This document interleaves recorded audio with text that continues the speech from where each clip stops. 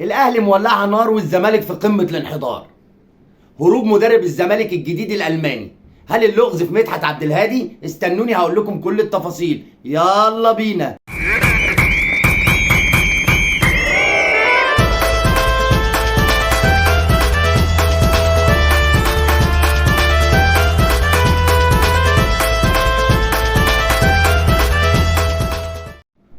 السلام عليكم ورحمة الله وبركاته. أعزائي المشاهدين، أعزائي المستمعين، أطاب الله مساءكم. ما تنسوش عشان يوصلكم كل جديد عندنا نضغط لايك ونفعل الجرس.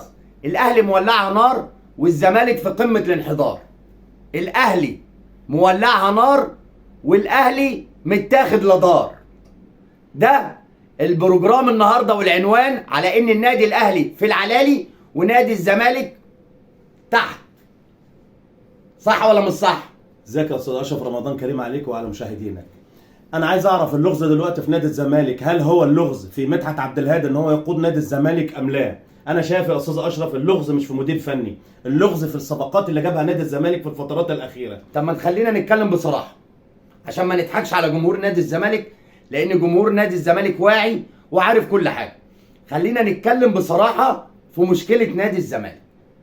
انا كشخص اهلاوي مشكله نادي الزمالك انا شايفها مش في مدرب، طبعا انا شايفها في لعيبه وفي الاداره.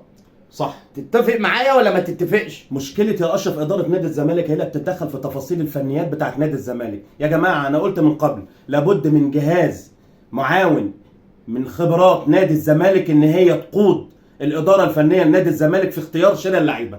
انا شايف يا استاذ اشرف الصفقات اللي جت الزمالك في الفترات الاخيره هي اللي دمرت النادي الفتره اللي فاتت، وده اللي احنا اتفقنا عليه وده اللي قلناه. احنا قلنا فريق الناشئين اللي كسبنا بيه الدوري هو اللي يكمل، ولما اجي اشتري اجيب الصف الثاني، ما اجيش اقول انا جبت حوالي 14 صفقه ولا 15 صفقه عشان انافس بيها النادي الاهلي واقول ان انا جبت صفقات. يبقى المشكله في الاداره اكيد مش في المدير الفني. لا اتفق. انا عايز اقول لك ان اي مدير فني النهارده بيسال يا كابتن حسام قبل ما يجي انا همسك مين ونظام الفرقه ايه اللي همسكها وايه مشاكلها.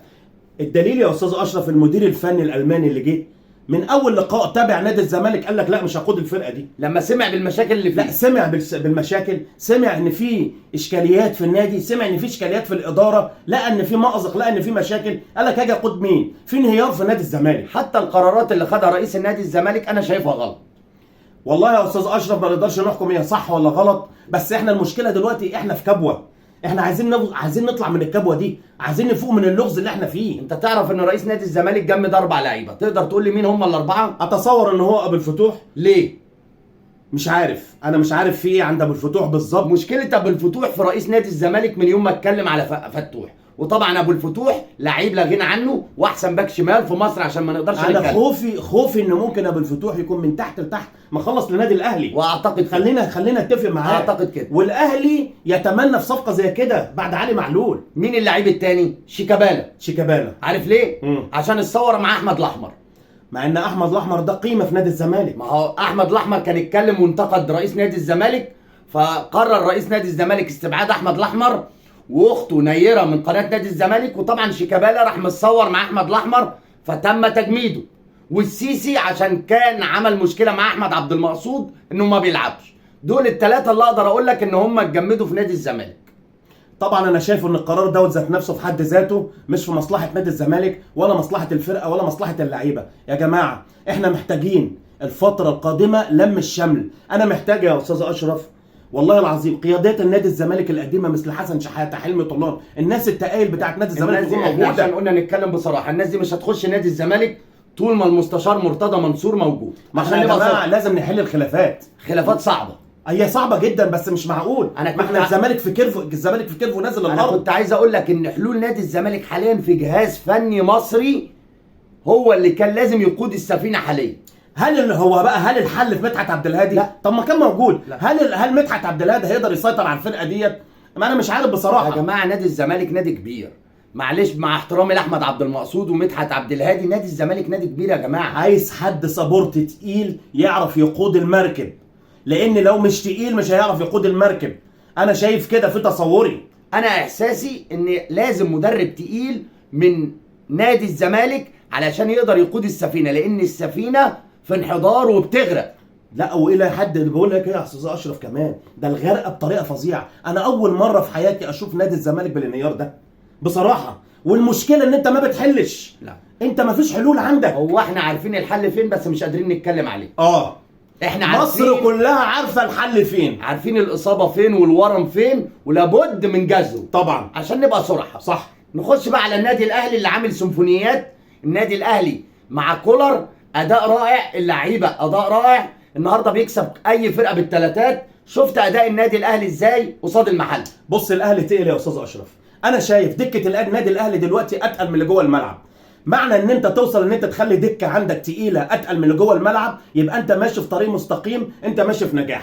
سليم. ان ليه الراجل عنده البودله دلوقتي اللي تحل له مشاكل. الراجل دلوقتي عنده بدل اللعيب 2 و3 و10 و20 و30 و40. وفي لعيبه رجعت لمستواها وفائت زي لا. حسين الشحات، بيرسيتاو. وجود مروان كمان في نص الملعب يا استاذ اشرف وصل ان الصفقه ديت صفقه تقيله للنادي الاهلي. لا هو مروان صراحه صفقه تقيله، ما نختلفش. وعايزه كمان اشيد برامي ربيعه لان عامل اتزان في خط دفاع النادي الأهلي. وزن سرد باكات نادي الاهلي بصراحه مع عبد الفتاح، لا مع عبد المنعم، خلى دلوقتي نادي الاهلي دفاعيا نص ملعب، هجوميا الامور كويسه. الاهلي ممكن الفتره القادمه يحتاج الى راس حربه افريقي تقيل. انا عايز اقول لك كمان الاهلي بيكسب 3 وبيطلع في كذا مباراه كلين شيت، يعني ما بياخدش فيه اهداف. رغم يا استاذ اشرف عايز اشيد بنادي المحله، نادي المحله ماشي بصوره كويسه في الدوري، فرقه كويسه. نادي المحله مش قليل، نادي المحله الفترات اللي فاتت بيكسب مش بيخسر، انا عجبني اداؤه. بس نرجع ونقول طبعا الاهلي كيان كبير. سليم. معنى ان نادي الاهلي يقف قصاد الاهلي بالريتم ده، اي نعم اتهزم 3-0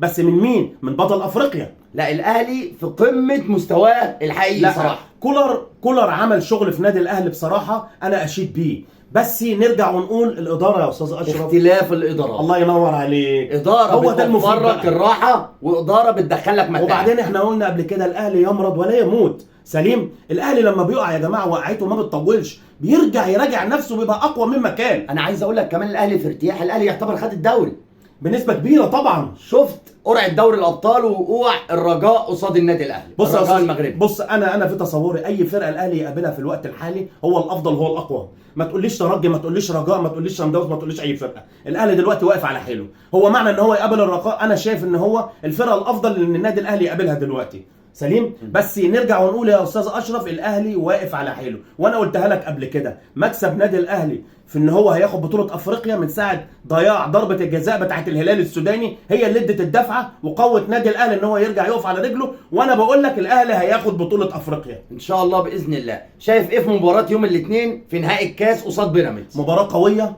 مباراه يعني انا شايف بيراميدز طبعا عامل مشاكل وعامل ازعاجات. بيراميدز عارف ان هو ملوش جمهور، بيراميدز عارف ان المباراه بالنسبه له صعبه جدا وتقيله، رغم ان بيراميدز واقف على حيله الفتره ديت وماشي بصوره كويسه. انا شايف المباراه هتبقى قويه من الطرفين، ولما تيجي تسالني مين اللي ممكن ياخد المباراه وياخد يعني انا شايف الاهلي الاقوى. انا شايفها 50-50، وانا بتفق مع شكوى بيراميدز في اتحاد الكوره، لان كان المفروض المباراه زي دي يبقى فيها طاقم حكام اجنبي.